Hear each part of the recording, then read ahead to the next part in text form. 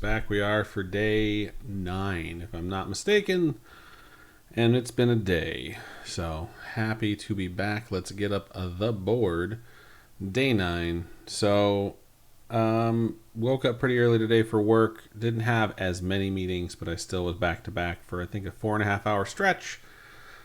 But that happens. As I mentioned, yesterday was my rest day, so don't need to worry about putting a check mark in either of those workouts because needed the rest. That said, even though I did have 4.5 hours of meetings, I was able to do about 9 miles on the bike at one point. So check mark for today's morning workout. Evening workout, it will be in about an hour, and that is going to be biceps, traps, and lats. And then, of course, forearms at the end. So that will be fun. I actually really like that specific group of workouts. So should be a good time. I weighed in this morning, and I knew I was weighing in way too early. It was I think I'm actually getting sick. My nose is starting to run. Anywho, when I woke up, it was a little bit early because we had a big meeting at 8 o'clock, and I usually weigh myself between 7:30 and 8, but I woke up at like 6:30. Checked my phone, started doing stuff. Tried to fall back asleep until like 7 when Robin left for work, and I was like, I should really get up. So I got up, weighed myself, and like putzed around a little bit. My first meal is at 9, so I was like, well, weigh yourself again before 9. Maybe your body will get back to normal. And it did. So basically poop pee in the morning. And then once that was done, I felt like I was ready to weigh in because that's what I normally do. And lo and behold, I went down 0.4 pounds, which is great for a rest day. My initial weigh-in the morning was up by a pound, or like by 0.8 of a pound. And I was like, I know this is because I still have a giant salad in my stomach. But yeah, that was not the case when I weighed in the second time. So very happy to see that trend down continues. So might wind up plateauing, might wind up having a day where I go back up or I hit a 0. It's going to happen sooner or later. I thought today was the day, but once I match the conditions that I typically weigh in at, it wound up being just a slight dip, which is cool because it was a rest day, which brings my grand total down or up to 15.2. So I'm down 15.2 since the start of this.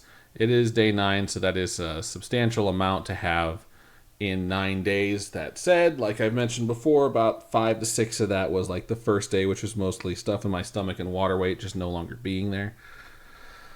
But yeah. Work was hard today, man. We had a meeting that could have gone much worse, but I think we are very transparent in the things that we're dealing with, and I do feel like that is appreciated amongst the folks that we report to.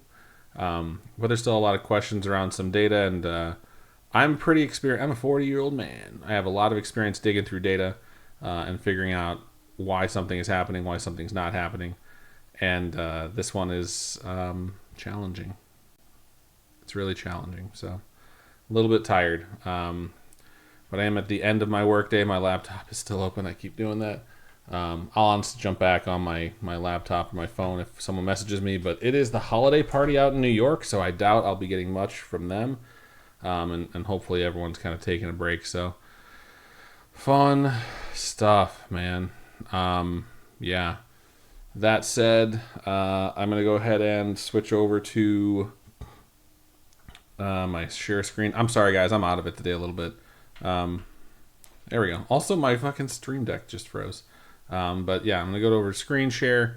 As you can see, we're at 1,075 calories for the day. That includes my meal at 4:30, which is my second to last. And I'm also including the shake that I already made that's waiting for me.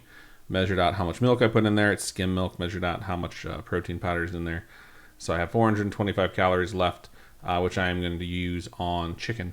I might go a little bit over. Not going to go too high. I might do like 1,600 at most. Going to try and keep it under there as close to 1,500 as I can. But yeah, I'm just going to cut up a chicken breast into cubes and then season it with some stuff that's relatively low in calories, but packs a punch. And yeah, that's going to be my dinner. So that is the plan. Hopefully it goes well. But like we do at the end of each one, I'm going to do a Wordle and then a list. Clout is my first word every day. A third day in a row where it's a swing and a miss. Going back to arrays, and there you go. Parse. Nope, can't be. R isn't first. So R might be craze. God, This is. I bet you if I wasn't tired, this would be really easy. But the R can be second or third, and so. God, why can I not think of any words? So if the R is third, it's RSE. So it would make sense for the A to be second. So I'm guessing the A is first, the R is second. Arise would be such a perfect word for this. I don't know why I can't see the word right now. I am legitimately pretty tired, so like putting the letters out there just to see if I can get them to make sense. It's erase. Why didn't I see it sooner? Got it pretty quickly. Got it in 3. That's what happens when I have a tired brain, y'all. But I still got it in 3, so no harm, no foul. Jumping over to make myself a list. Let us see. If I really wanted to be controversial, I would just do anime and just fucking put Dragon Ball Z at the top and then close it out. I honestly haven't seen that many anime, so there would be a lot I'd have to skip anyway, so I probably wouldn't do that. DC will be fun. I don't feel like ranking a million characters. DCEU. Okay, you know what? This is dead. There's not going to be more of them. Let's do this. DCEU. I am a fan of DC more than Marvel because I like certain characters. I grew up with them. I'll go ahead and say it's a piece of nostalgia. Batman, Superman specifically. I used to get so many comic books that were Batman and Superman. Walmart had this rack that you can get them at, and then I found a comic book store nearby where I grew up, so I used to go there and get them. That said, Marvel has a different feel to it because it is rooted in reality. And when I say that, I mean like Gotham isn't a real city. Metropolis isn't a real city. They're generic names for places that don't actually exist. And then DC continuity, that's a real place. You know, and that's how it is for just about every one of their superheroes versus like fucking Spider-Man's from New York, you know? So it's a different type of universe. And that's one thing that's always bothered me about DC and I think creates more of distance. But that said, let's go ahead and rank these. So I'm going to look at all these. This is what I'm going to do. Instead of grabbing them one at a time and placing them, I'm going to say, is there anything down here that's S tier? Aquaman 1, Batman vs. Superman, Birds of Prey, Black Adam, Blue Beetle, Justice League, Man of Steel, Peacemaker, Shazam, Shazam 2, Suicide Squad. Where's the Suicide Squad? Did I already pass it? I might have. Flash. That's the Suicide Squad. Wonder Woman 84, Justice League, Black and White, and this is Wonder Woman, the first one. No, none of these are S tier. There's not a single movie in the DC Extended Universe that was a masterpiece, by far. Like, if you're still telling yourself that any of these were a masterpiece, you're just fucking lying to yourself. If the only way to tell your story means you have to make it 4 hours long, then you've done a pretty shitty job. So let's just go through these one at a time and just place them out there. So this is Aquaman 1, I think. I don't know if 2 is on here. I know I just read them off, but like I said, my brain is tired. Aquaman 1 was okay. It was a popcorn flick. It was fine. There was a pretty formulaic feel to it. It's basically Black Panther in the water. Batman vs. Superman, not a great movie. Dawn of Justice suffers from a lot of problems. In fact, I'm going to move this to D for that Martha bullshit. And these are two characters I adore. And it was, yet again, another use of a villain that shows that writers in Hollywood have no idea what the fuck they're doing. Because Doomsday is such a compelling storyline when they wrote it in the 90s. Like, agree or disagree, the build-up to Doomsday killing Superman in the comic books is iconic.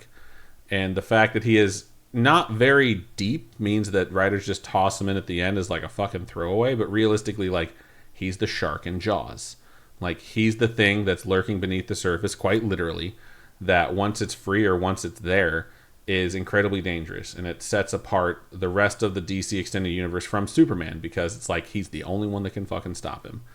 And like they try to do that in such a rushed format where you don't even know what the fuck you're looking at, and it's like this resurrection of Zod done by Lex Luthor, and Doomsday has so much more of an interesting backstory. Fuck this movie. Just making me mad talking about it. Birds of Prey is okay. I'll put it at level B.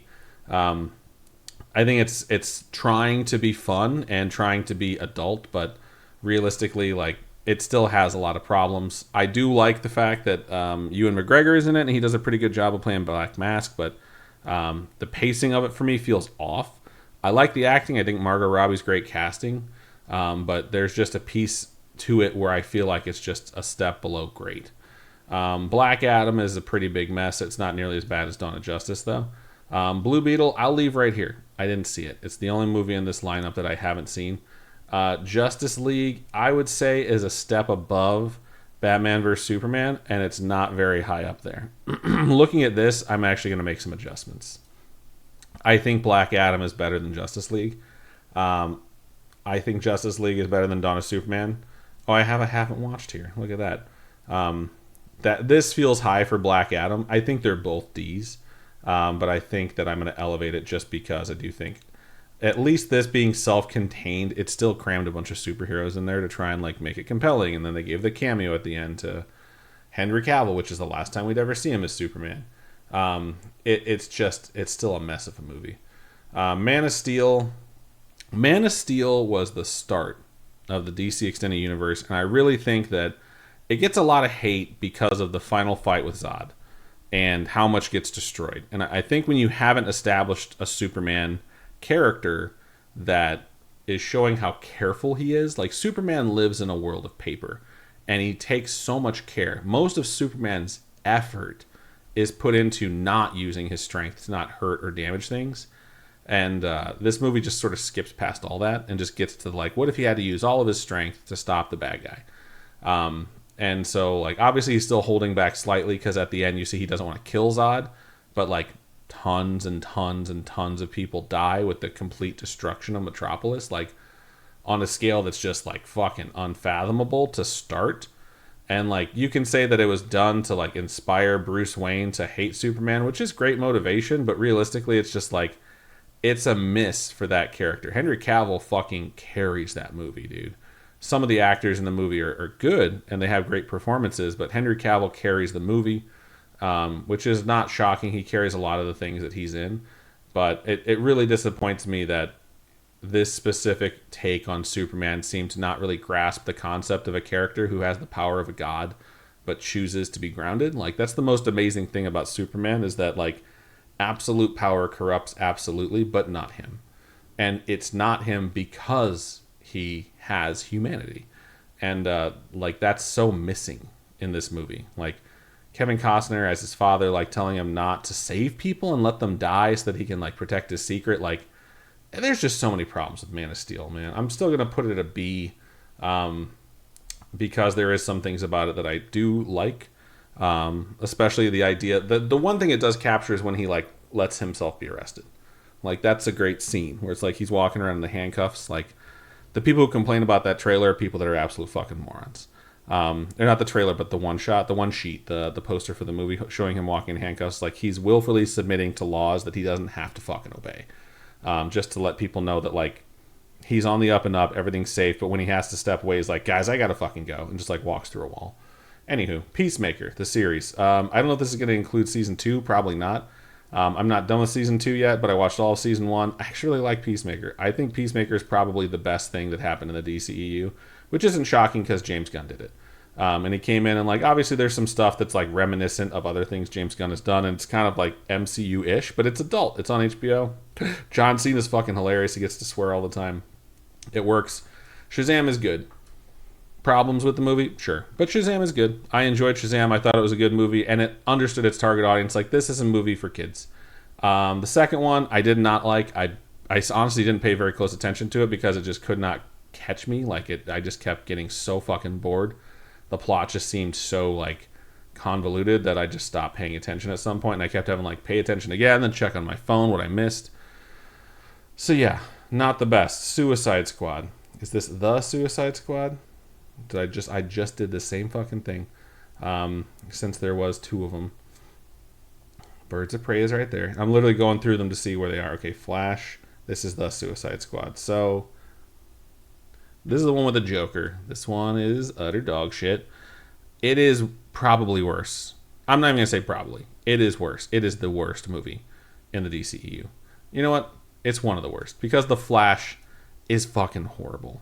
Like, there's such an easy storyline to have when it comes to Flashpoint, and they're just like, what if we fucking ruined it and made it super dumb and also the CGI could be complete dog shit. And then in the end, we'll bring back a Batman that no one liked or wants to see again, just as a real fuck you to the viewer. Well, you know what, movie? Fuck you. I wish it was in the haven't watched category, because it was a waste of my fucking time. The other Suicide Squad is actually pretty fucking good. I put it at B because I think, you know what? I'm going to put it at A. I'm going to put it at A. I really enjoyed it. I'd watch it again right now if it was on TV. Wonder Woman 84 was pretty bad.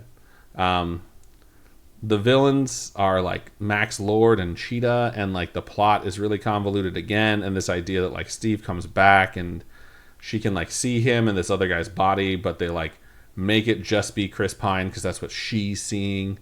It was just all over the fucking place, and in the end, like, there's a way like Doctor Strange showed in a superhero movie, like you don't have to have the big fight, the big action sequence, the big action set piece. You can actually just talk or negotiate or back someone into a corner, which is what he does to Dormammu. And she like they try and have that moment at the end of this where it's like she tries to like get through to Maxwell Lord, and it's just so fucking awkward and weird. And there's so many times in the movie where like, why would this person do that? No one would ever do that. Why not do this instead? And it's just so frustrating to watch, which is a shame because the first one was actually pretty good.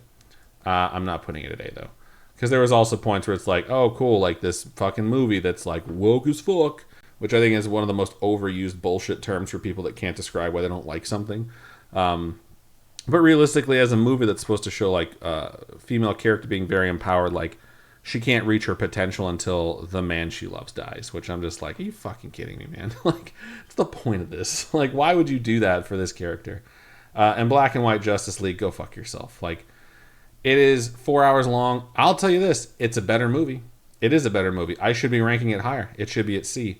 But the fucking director's cut bros on the internet, you guys are the fucking worst. And I'll tell you why. Zack Snyder never understood Batman as a character. And the way he tried to defend the fact that Batman is written so fucking wrong. Like, Ben Affleck's a great casting for Batman. He does Bruce Wayne pretty well. But Batman as a vicious vigilante that just straight up fucking kills people and brands them in a horrible way, like maybe the absolute Batman character that exists now is what Zack Snyder thought Batman was. But the interview where they tell him, like, you know, Batman has a rule not to kill people or use guns, is like, that's not fucking realistic. People that think blah, blah, blah, blah, blah, blah, blah, blah. Fuck you, Zack Snyder. Like, dead serious about this. The whole point of Batman is he watched his fucking parents get gunned down in Crime Alley. And in that moment, he swore two things. He wouldn't use guns because he watched a gun murder his fucking parents, and he wouldn't kill people because he knows what it's like to lose someone that's close to you in a horrific way. So he does everything he can to address injustice and evil in a world where a criminal justice system is completely fucking broken, and he tries to do the exact same thing as Bruce Wayne, just without his fucking fists. And the fact that you never understood that, the fact that he never understood that is so fucking annoying to me, because it's one of the most basic things to understand about Batman. And you know how I know that is the most obvious thing? Because if you watch Batman Begins, the first of the Christopher Nolan trilogy, he explains it to you in 10 fucking minutes. Like, he shows you him deciding not to use a gun by throwing it in the water because he realizes his parents would never want that. Very fucking obvious. Goes to train with the League of Shadows. When his training's complete, the way to finish it is to murder the guy. He tells him no. And Ra's al Ghul fucking tells him, your compassion is a weakness your enemies won't share. And Batman tells him, that's why it's so important. It separates us from them. Boom. A man who understands the character. The character has limits, and it creates this level of conflict because it would be easier for him to just fucking kill the Joker or kill someone who might kill someone else. But it's not the right fucking thing to do. And he knows it. And it's important for him to have that line, because if he doesn't, he's going to be just as bad as them. So that Justice League, having to go through all of these people talking about how it's the best iteration of Batman, it's this culmination of all this work that's been put in. This fucking slate should have died off much sooner. And DC carried this shit, trying to push it through people's throats. Push it down people's throats, cram it down people's throats, whatever expression you want to use, until Warner Brothers is being bought and sold back and forth, like whatever adage that you want to use for a non-tired brain right now. But they were sold to fucking Discovery. Discovery's now selling to either Netflix or Paramount, which is a whole nother fucking thing to talk about. And it just shows that they kind of bankrupted themselves because they didn't understand any of these fucking characters or how to connect things through a universe. And it's really sad. I'm happy that this universe is done, and I look forward to seeing what James Gunn can do with it. Hopefully, James Gunn understands how to connect these characters in a meaningful way and not just have individual storylines that don't connect or cram them together in ways that don't make any fucking sense. Because this was one of the biggest disappointments in my adult life, is watching these characters come to life in such a dog shit way. So that's me being a little salty and controversial. Luckily, I don't think anyone watched today, so no big deal. But I will be back tomorrow. I got to call our vet and find out the results of my cat's blood work. So that's fun times. Anyways, bye.